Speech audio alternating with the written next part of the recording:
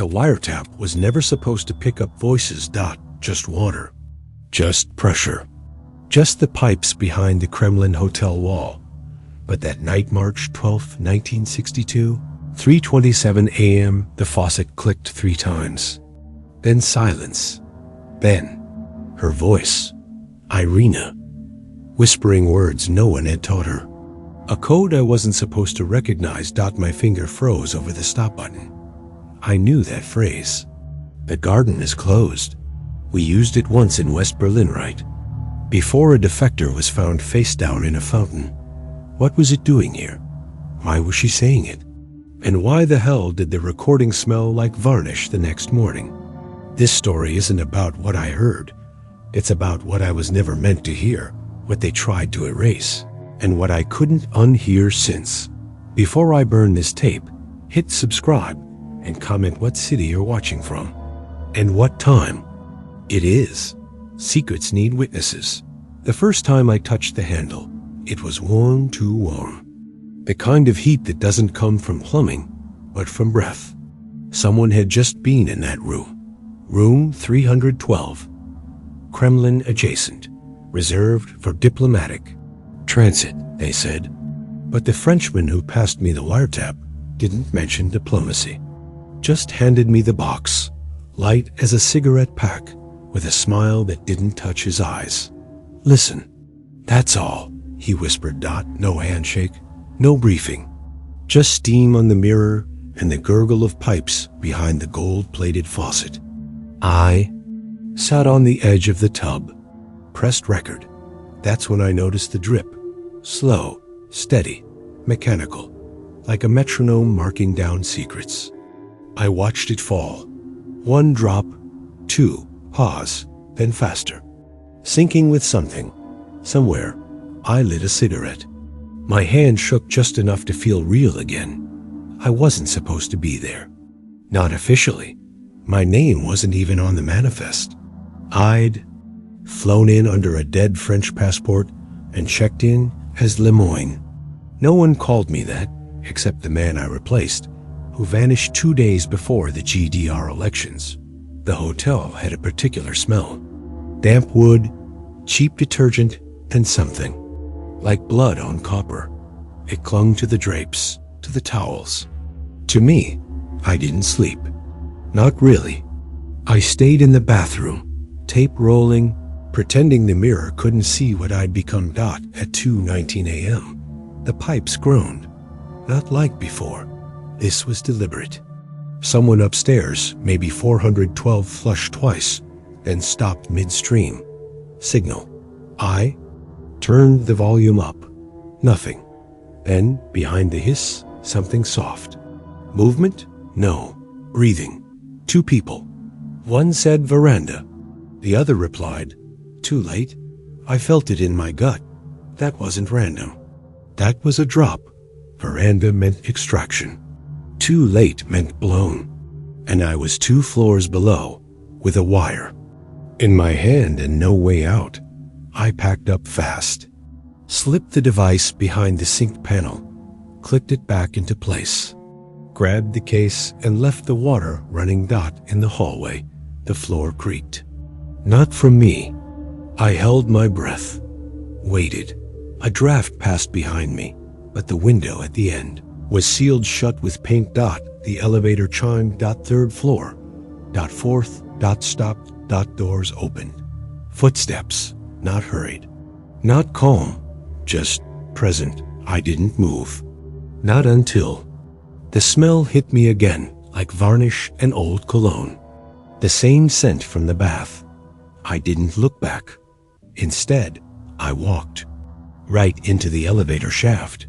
Pressed ground, but it didn't move. Then, from behind me, a whisper. Still dripping, Lemoyne? I turned fast. No one there.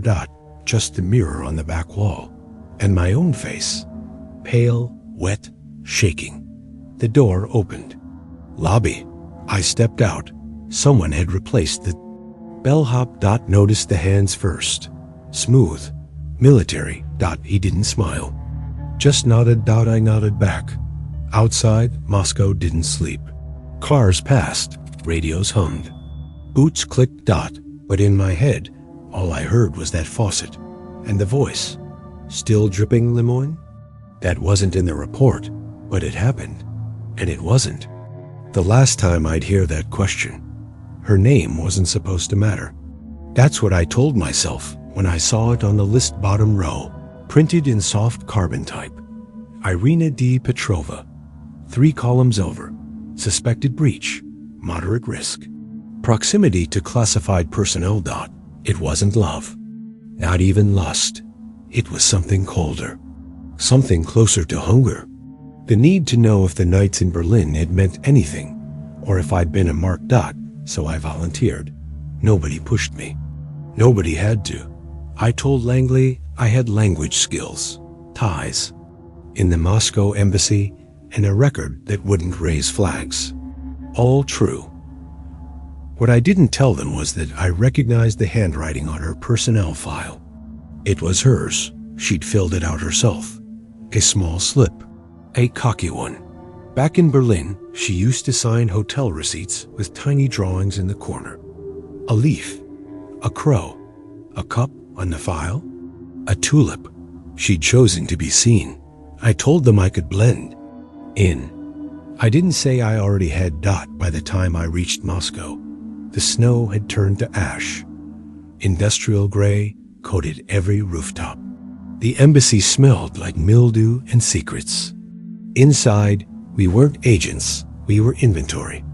I waited 4 days before. She appeared, not in person. Her name came up on a log of diplomatic guests scheduled to check in at the Kremlin Hotel. Room unknown. Duration unspecified. They gave me the green light to monitor. No contact, no approach. Standard surveillance. No emotions. So, of course, I packed the wiretap. I knew that if she spoke, I'd recognize the weight in her breath before the syllables formed. I didn't need a transcript. I needed confirmation. The night before the install, I opened my wallet and pulled out a photo I shouldn't have kept. 2 glasses on a table. Her hand just out of frame, the corner torn purposefully. A warning or an invitation? I still don't know. I placed the device under the sink in 312 as instructed, but I added a second mic hidden inside the light fixture. Unauthorized, untested, but I wanted angles. The next morning, she walked in. I watched from the lobby as she signed the GUESTBOOK. No aliases. Just Irina Petrova. Plain as fog. Her coat was longer than I remembered. Her eyes harder. But the way she adjusted her collar, that was her. Still elegant in every movement. Still too aware of being watched. She didn't look at me. That was intentional. I didn't look away. Later. That night, I listened. Nothing at first. Then, the shuffle of heels. A chair. A lighter. The soft clink of glass. Then, humming. A melody. 4 notes. Rising, then falling. I'd heard it before years ago, after a briefing in Marienfeld. She sang it walking down a corridor, barefoot, as if no one could touch her. But here it was again. In Moscow, in room 312, I pressed record. She stopped. A pause. Then quietly, as if addressing the wall, "You're early." I froze. Was she talking to herself? Or did she know? I leaned in. She laughed. "You always were." Then silence. The kind that wraps around your throat and waits. I didn't sleep. Didn't blink. I rewound the tape again and again. Heard nothing after that. But in my gut, something shifted. She hadn't forgotten. And she hadn't forgiven. I never made her a promise, but I broke it anyway. I checked the hallway twice before unlocking the door to 312.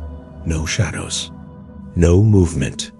Just the moan of the elevator cables and the distant clatter of a service cart. Still, the hairs on my neck stood up. Not from paranoia-habit. I stepped in. Sane stale air. Same scratch on the desk drawer. I shut the door behind me and stared at the sink. The wiretap light blinked red dot it had recorded. I pressed play. Click, hiss, dead air. Then a sound soft, like skin against linen. Someone shifting. Then a voice, male, calm, speaking German, but not like Berliners. The accent was Baltic, Riga, maybe Tallinn. Eastern vowels clipped and sharp dot, he said, "The garden is closed." Another voice replied, lower, almost amused. Then break the cup. That stopped me cold. We'd used those phrases once. In West Berlin, 1960. During an extraction that failed, the garden is closed meant abort. Break the cup meant burn it all. Nobody outside that op should have known dot, so who the hell was using it here? And why in Irina's room? I scanned the tape time code. 3:27 a.m. I hadn't triggered any activity alert. No entry log showed motion. But the voice was there. Crisp, real. I hit rewind, listened again, same words. Same click at the end. A mechanical chirp, like a security camera rotating. But room 312 didn't have one. I glanced toward the window. The curtains shifted. Not a breeze. The radiator was off. No vent nearby. They moved like someone had brushed past. I got up, pulled the fabric aside, nothing, just the courtyard. Snow turning black in the light. A couple of stray cats fighting near the bins. No sign of anything or anyone watching. And yet the tape had caught them. I examined the light fixture. Still intact. No signs of tampering. And the towel rack, the hidden mic I'd installed. Still clean. Still pointing toward the bed. So how had they gotten in? Unless they never left. I stepped into the bathroom. The mirror was fogged. Strange. I hadn't used the shower. Then I noticed it a fingerprint. On the center of the glass. Too low to be mine. Wrong angle. Like someone shorter or kneeling had touched it. I checked the lock on the door. Still sealed. No scratches. But there it was. A touch, faint, oily. Left for me? Or for someone else? The tape kept playing then. A word clear. Spoken by Irina. Merringfeld. That was no accident. That name hadn't come up in years. It was a base. A checkpoint. A ruin, really. Long abandoned after the wall went up. But once, it was where we debriefed defectors. It's where I met her. She'd never said that word aloud in front of anyone. Not even me. Until now, I froze. Did she know I was listening? Was this a message? A warning? Or bait? I stared at the tape recorder. The reel spun then abruptly stopped silence. I pulled the cassette out, held it to the light. The ribbon was intact. No heat warps. No demagnetization. But it felt heavier. As if memory had weight. The curtains behind me shifted again. I didn't turn, didn't breathe, just stood there, gripping the cassette like a confession. Somewhere in that room, someone had rewritten the rules. The light on the recorder wasn't blinking anymore. It was stuck solid red, as if it had been forced to lie. I waited until the hallway was clear, then crossed barefoot. No gun. No comes. Just instinct, fear, and a small screwdriver taped behind my belt.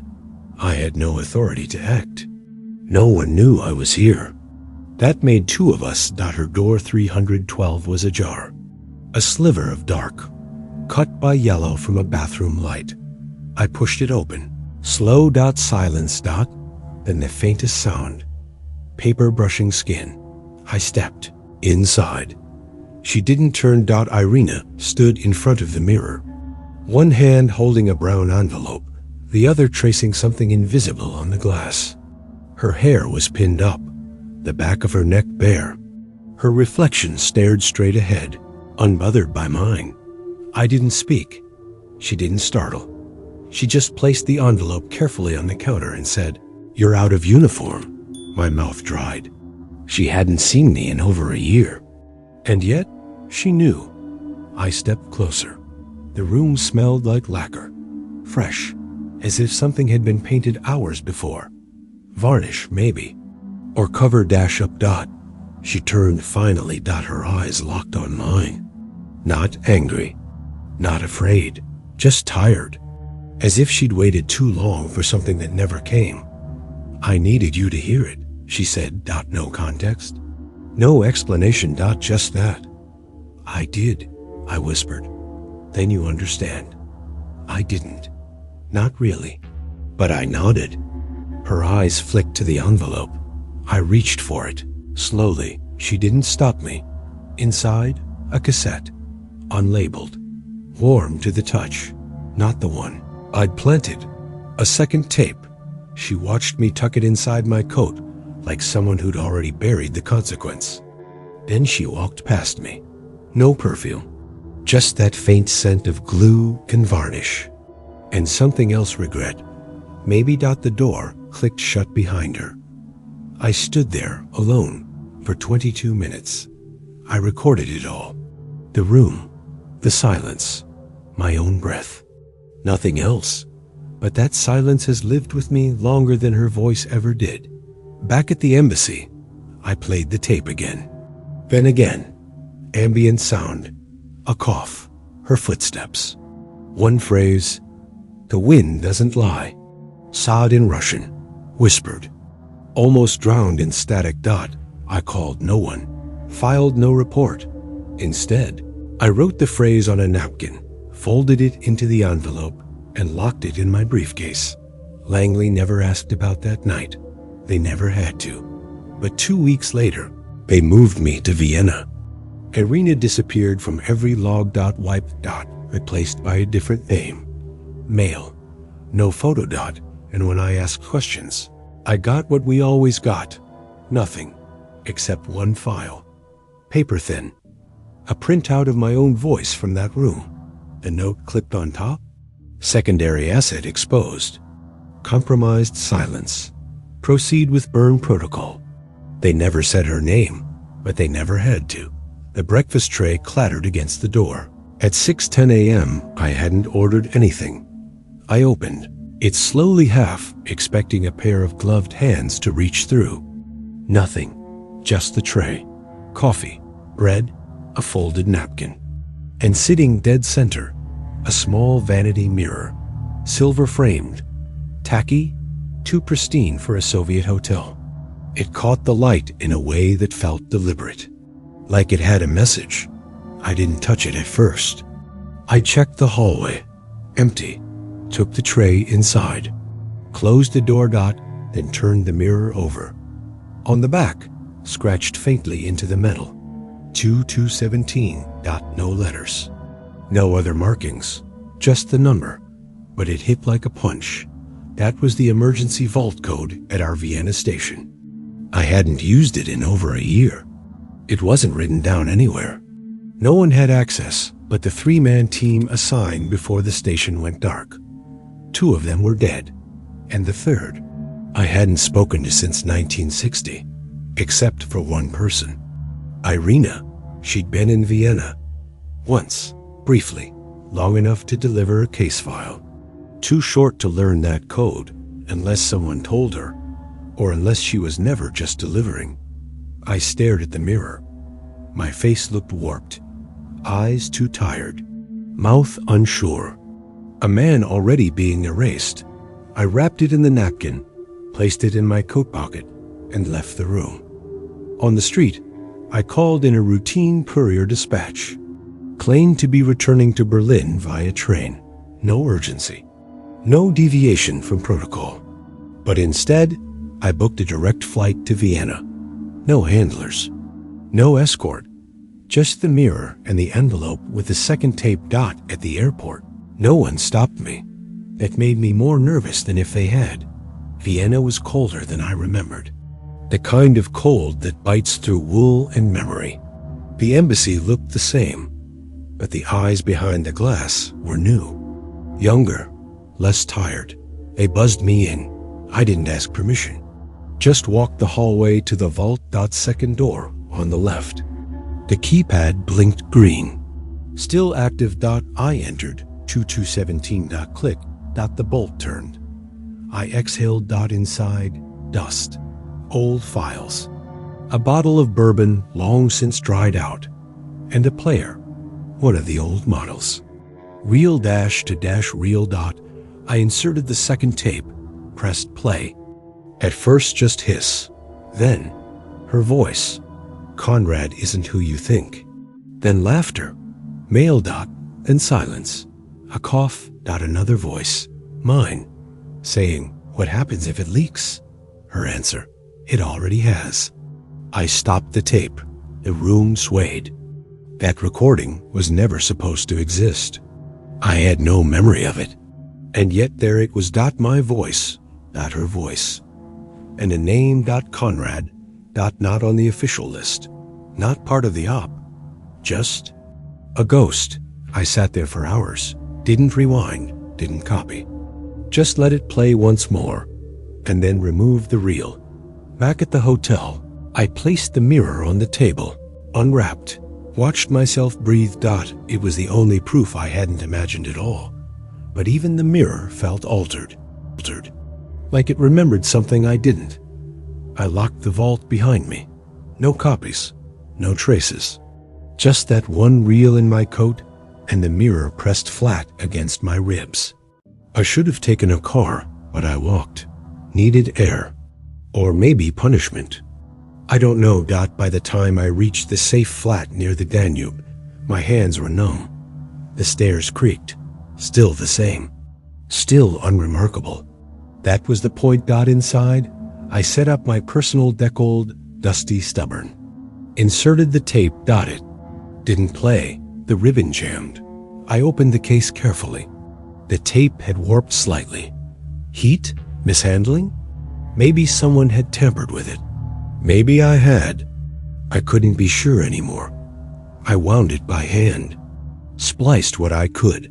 Cut the warped sections. Kept the fragments. The first sound was laughter. Hers. Then a sharp intake of breath, like she'd been surprised. Followed by silence. Then, anemoy. Spoken. Softly. Repeated twice. I froze. A-in-o-i. Greek. The winds.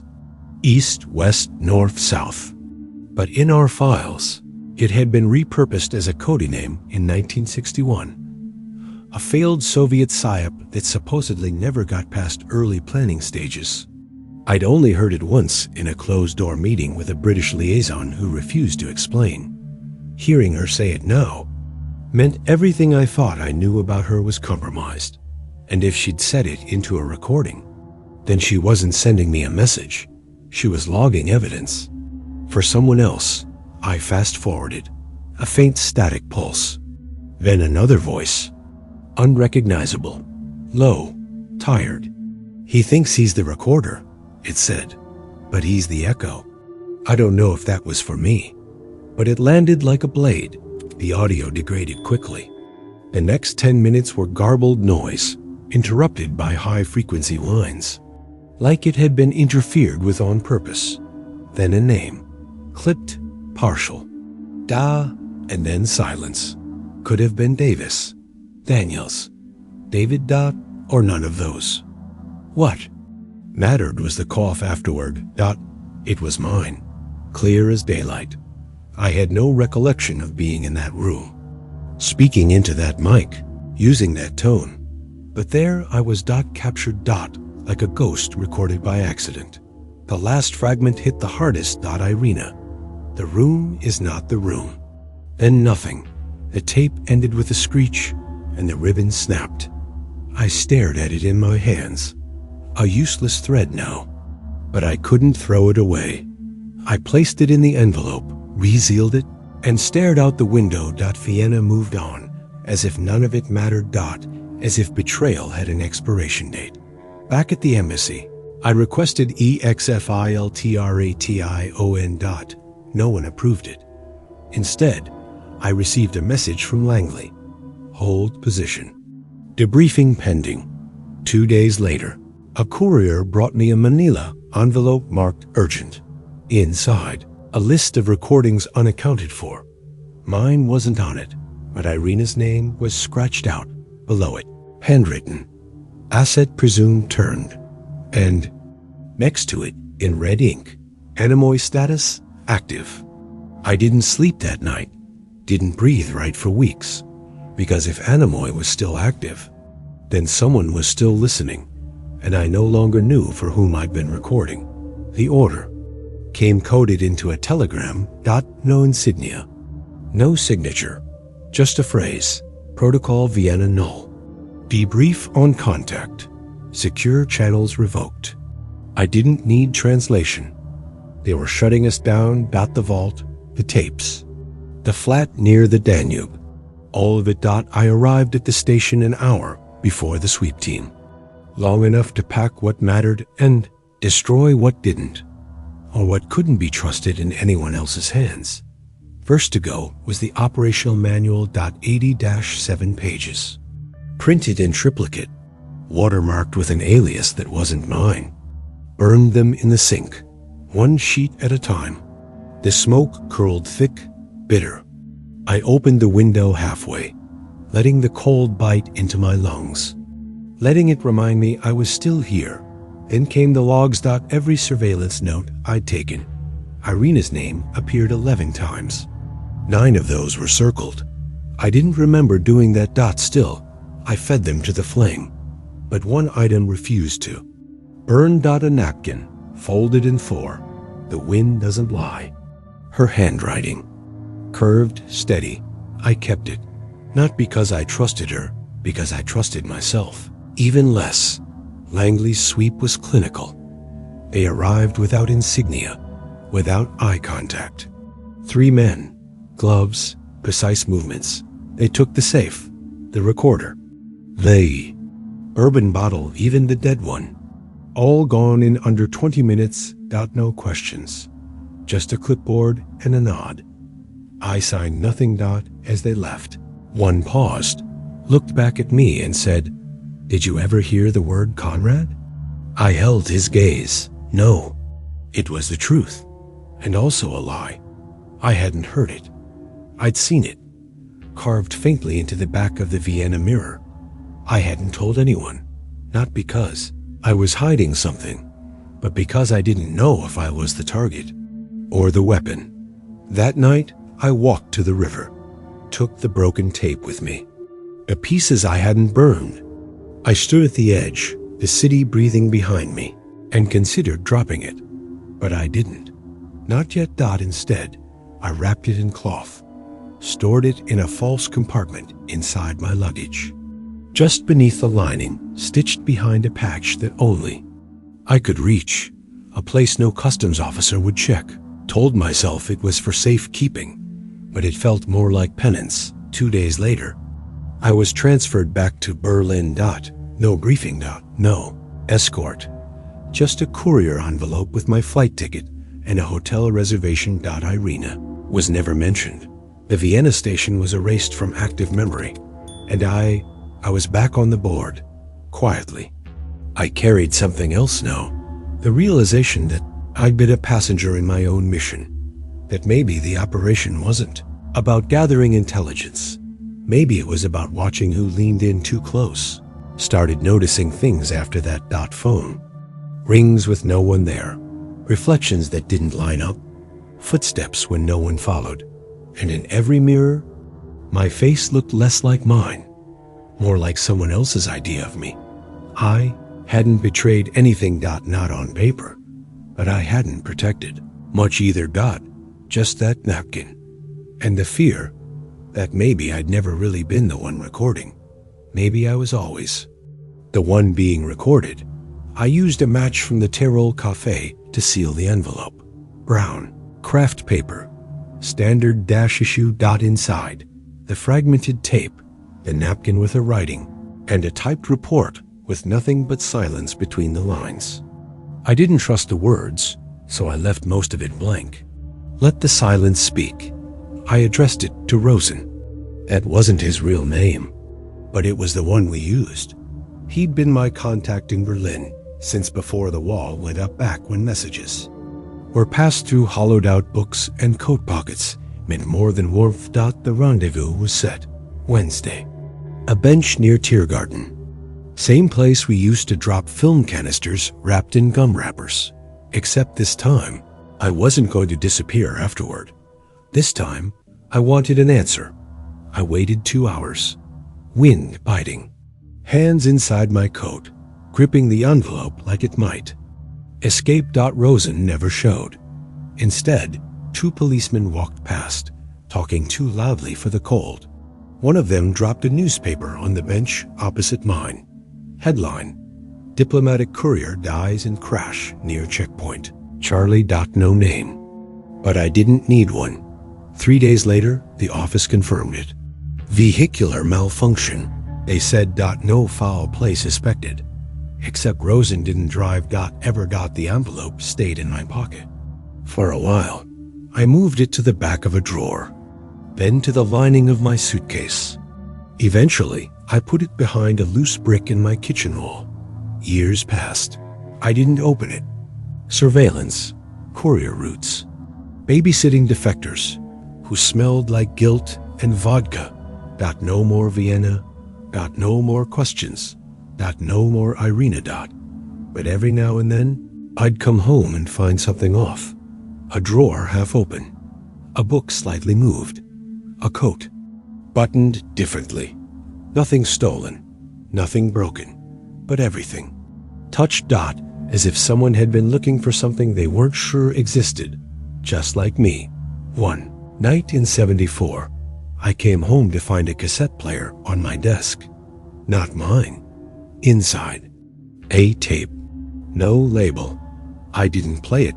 Not then. Placed it next to the envelope and poured myself a drink. Watched the mirror for movement. There was none. Still, I sat in silence for hours. Waiting. For a knock, a call, a letter. But all I got was the sound of the faucet dripping in the kitchen. 1, 2, 3. Then silence. The envelope remained sealed, but it got heavier with time. With weight. With meaning. It became the thing I didn't send. The thing that stayed. The thing that might have cleared everything or condemned everyone. But I never found out.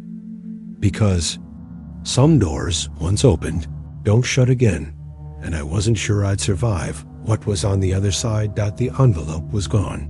Not misplaced. Gone. I checked the wall cavity behind the brick. Empty. Dust intact, but the envelope was missing. Number. Scratch marks. No disturbance. Someone had opened the past without making a sound. That same evening, a package arrived at my door. No stamp. No return address.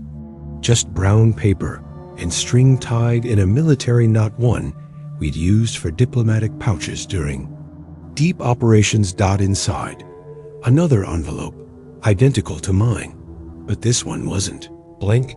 Inside, a photograph. Grainy.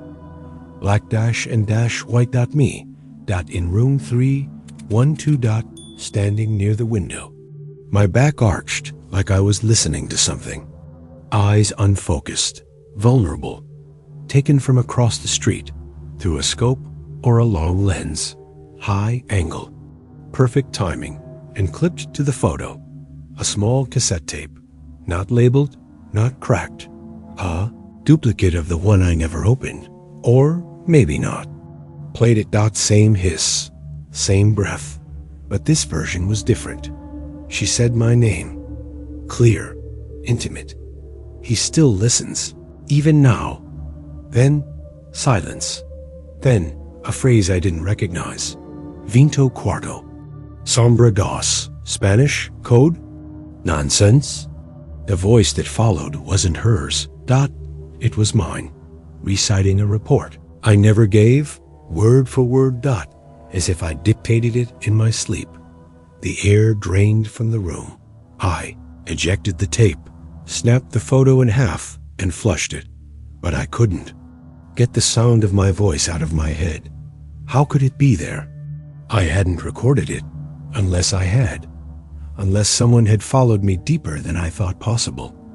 The next morning, I returned to the embassy, asked for the personnel files from the 1962 Moscow rotation. They said the archive was sealed, then said it didn't exist. But on the way out, the guard at the north gate slipped me a file folder. No words. Just a nod. Inside, a dossier labeled GR-31-2. Gray paper. Edges worn. And there, in the center of the first page, a photo ID. Mine. Taken. In 1962, wearing a coat I never owned. Underneath, in Cyrillic, operational asset. Observed, not briefed. Tag, Echo. I closed the folder. Didn't take it with me. Didn't need to dot it. Was already burned into my skull. From that point on, I understood something I'd never dared ask. Maybe I wasn't the recorder. Maybe I was the signal dot all along, and someone somewhere had been pressing play. The postcard arrived on a Thursday. No return address. No note, just an image. The Kremlin Hotel. Same angle as before. Room 312 lit from within. The rest in darkness. Postmarked. Moscow. Date, 2 weeks prior. On the back, 1 line in familiar handwriting. It still drips. No signature, no explanation. Just that. The ink was blue. Hers always was, or a perfect forgery. I kept it in my coat pocket, fingering the edges every time I passed a mirror. I didn't respond, didn't book a flight, didn't report it, but my body betrayed me. I began dreaming in Russian. Woke sweating to the sound of a faucet echoing in rooms I no longer lived in. Once, I walked to the train station without realizing it. No ticket, no luggage. Just that damn postcard burning a hole through my chest. Stood at the departure board and stared at the word Moscow for 30 minutes. Then turned back. Back at home, the air felt thinner. My shoes scuffed differently. My coat hung unevenly. Someone had been inside, not ransacking, remembering. A memory not mine, a presence not new. I checked. My desk. The mirror was gone. In its place, another envelope, lighter than the one before. Inside, a piece of tape, spliced in the center. One half. Blank. The other. Conversation. Her voice, clear. He doesn't know. He still thinks this is about the tape. Then the voice of someone else. Not me. Not anyone I recognized. Let him think that. As long as he doesn't ask the real question. Pause. Then a word. A whisper. Conrad. The tape ended mid-breath. Sat in the dark, gripping the edges until the plastic cracked. And for the first time, I whispered back. What question? No answer. No knock. No callback frequency. Just me. Just that cursed phrase replaying in my mind. I called the embassy. Asked for a trace on the postcard. They denied receiving it. Then changed the subject. I hung up. Didn't call again. That night, I locked every window, every door, but the air still moved. The curtains fluttered. The faucet in the kitchen dripped. 1, 2, 3. Like it always had. I didn't check. Didn't dare. Because if she was in Moscow, sending me breadcrumbs, then the story wasn't over. I was no longer the one telling it. The fire took fast. Dry pine. Cold chimney. No hesitation. I sat on the floor of the cabin in Tyrol, legs stiff, fingers blackened with old tape residue. The wind outside carved through the shutters like a warning. I opened the envelope, the last one, and emptied it onto the hearth. The photograph of me at the window, the broken cassette, the napkin with her handwriting, faded now. One by one, they went into the flame. No ceremony, no last look, no regrets, except one item I kept. The mirror. It sat on the mantel, untouched, tilted just enough to catch the flicker of the firelight. My reflection was a blur of heat and smoke. No face, just a shadow with a shape. I wanted to throw it in. God knows I did, but I didn't. Because deep down, I knew it was the only thing that remembered me as I was. Before Vienna, before 312, before I started seeing messages in every crack and echo. I watched the envelope shrink, curl, vanish. The tape crackled like bone. The photo hissed. Then silence. No weight lifted. No catharsis. Just an absence. And the mirror, still watching. I poured a drink, didn't sip, just held it. A memory came uninvited, her voice in the rain saying, "You'll forget everything except the silence." She was right. I couldn't recall her last words, but I could still hear the faucet dripping. The next morning, snow covered the roof. The car wouldn't start. No surprise. I took it as a sign, stayed. Another day. Then another. The world forgot me. That's how it felt. Assignments stopped. Letters came late. Then not at all. Eventually, the cabin was the only address that worked. I built a life out of caution. Bought 2 of everything: phones, coats, watches. Changed. My walking route weekly. Never wrote anything down. Except once, I wrote Conrad on the back of a postcard. Then burned that too. Sometimes I wondered what I had been protecting all along. Truth? Or just the space truth used to occupy. Langley never reached out again. Not officially. But once, in '85, a woman dropped a cigarette case near my cafe table. Inside, a mirror. Not the same, but similar. No. Note. No message. Just that. I left it there. Didn't look back, because I'd already decided some things aren't meant to be known, and others, they're only real because you refuse to let them go.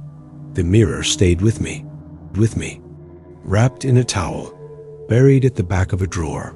I didn't look at it again for years, but I knew it was there, like a loaded gun with no bullets, not meant to kill, just to remind. I sat on a bench facing the lake.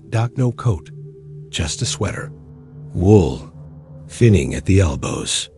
The kind that remembers bodies better than people do.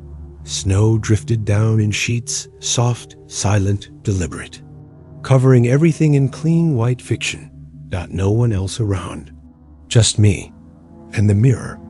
I held it in both hands. It had yellowed at the edges. The silver frame pitted, like it had aged faster than I had. I tilted it slightly, watching the reflection of the pine trees behind me twist, stretch, waver, like the past trying to reassemble itself. Nobody knew who I was anymore. The files were gone, the voices dead, missing, or pretending. Even the codes had stopped working, but the faucet still dripped out in my head anyway. 3 beats. Then a pause, 3 again.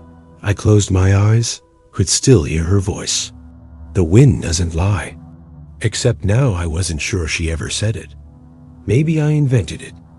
Maybe I needed her to say something that sounded like the truth, even if it wasn't.